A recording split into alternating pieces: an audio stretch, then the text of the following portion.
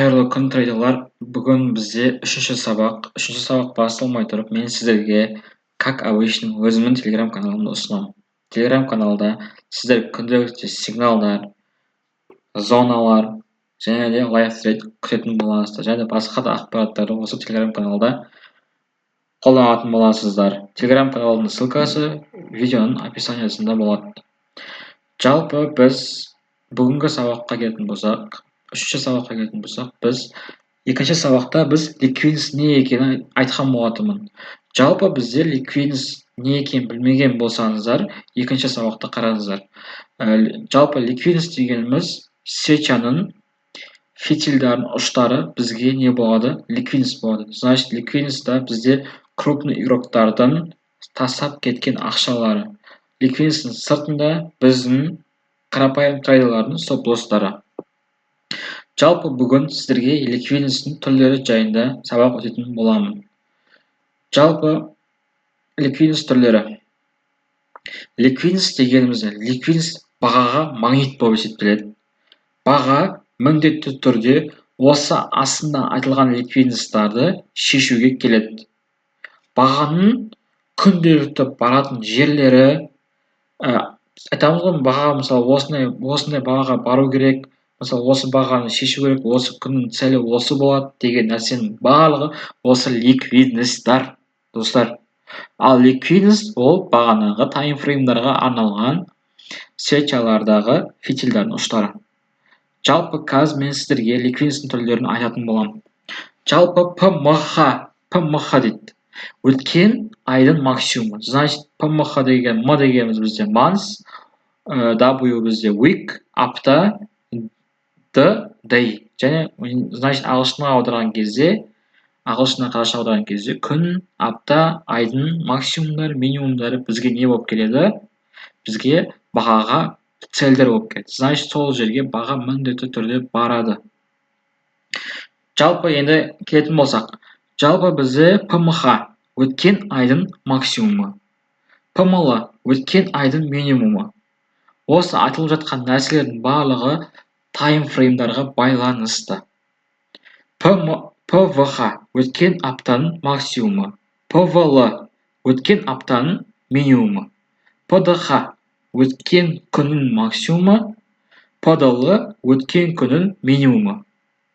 EQ high, значит, бізде EQ high дегеніміз бірдей максимумдар.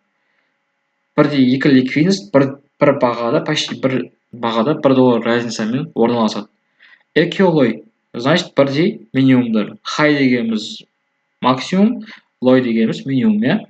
Компрессия ұзақ уақыт бойы көтерілген немесе түскен уақытты біз компрессия деп атаймыз. Ол да бізде ликвидностьтың түрлеріне жататын болады.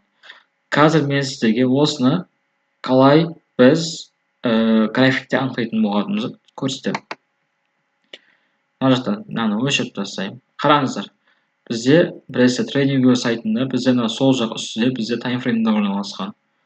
Енді нақты қараңыздар. Бізде месяц деген бар. Значит, бір свеча бізде бір айдың қозғалысын көрсетеді. Бір свеча бір айдың қозғалысын көрсетеді. Значит, бізде ПМХ немесе несеп тұр, көрсетіп тұрады. Значит, бізде мынау ай бізде май айы болып жатыр. Біз не істедік? Міне, алдыңғы апрель айының максимум минимум белгілейміз. Максимумна 4891-де, минимум бізде неде? 4510-да. Біз не істедік? Алдыңғы айдың минимумын шешкен болатынбыз. Көрдіңіздер ғой, месяц. Енді бізде келесі түрі бар, бізде ПВХ, апта, week. Значит, бізде данный апта біз не істедік? Бізде бір свеча бізде бір аптаға есептеледі. Значит, бізде мына свечаның хайы бізде ПВХ, асты бізде ПВЛ. Біз не істедік? Алдыңғы аптаның біз минимумын шешкен болатынбыз. Значит, обязательно не істедік? Келді ол жерге. Айттым ғой, значит, бағана айтылған нәрселер бойынша бізде магнит, значит, баға міндетті түрде сол нелерді ликвидностьтарды шешуге кетедік. Дневка, бір күндік, ПДХ, ПДЛ немесе. Жалпы бүгінгі анализ бойынша, бүгінгі күнге келетін болсақ, біз өткен күннің минимумын шешкен болатынбыз. Мына жерде бізде ПДХ 19 май, ПДЛ міне. Значит, минимум біз не істедік? Шештік. Обязательно азында не істеді? Келді. Енді мен сіздерге бірде минимумдар немесе бірде максимумдарды көрсетемін. 15 минут таймфреймде көрсетейін сіздерге. Ұзақ несемес үшін тез талқыға қоятын.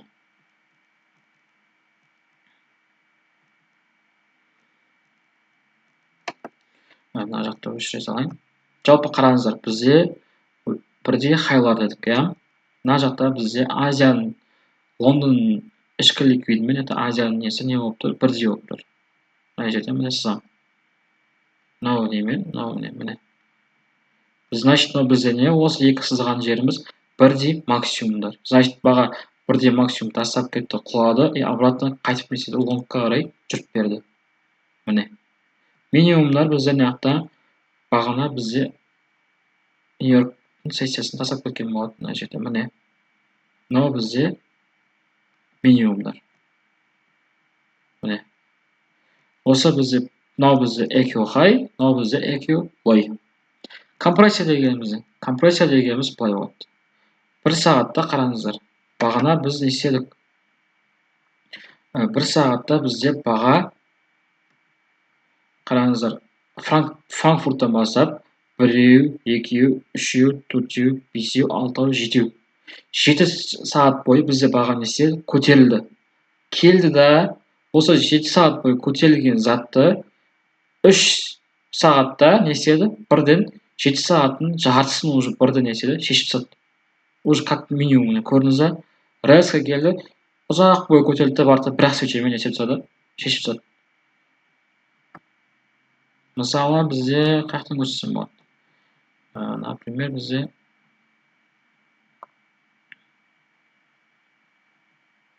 мықты осыдан жоқ екен, ондай атты. Түсініңіздер ғой, мысалы 4 сағат бойы, міне қараңыздар, 3 сағат бойы көтерілді, міне 3 сағат бойы түсті, обратно арты 1 свечамен көтеріліп тастады. Жинап тастады артын. Осындайларды бізде не дейді? Компрессия деп аталады. Мысалы, мына жерде қараңыздар, Нью-Йоркта 1 свеча, 2 свеча, 3 свеча, 4 свеча, 5 свеча, 6 свеча, 7 свечамен түсті, 7 сағат бойы. Барды 2 свечамен не істеді? Көтерілді. Жинап қалған 7 сағат бойы жинап қалған жерді бізде не деп атаймыз? Компрессия деп атайтын боламыз.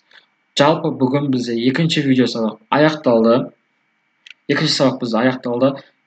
Үшінші сабақ бізде аяқталды. Келесі сабақта мен сіздерге ликвидностьтің тағы да басқа түрлерімен таныстыратын боламын. Видео ұнаса лайк басып, міндетті түрде комментарий жазуды ұмытпаңыздар.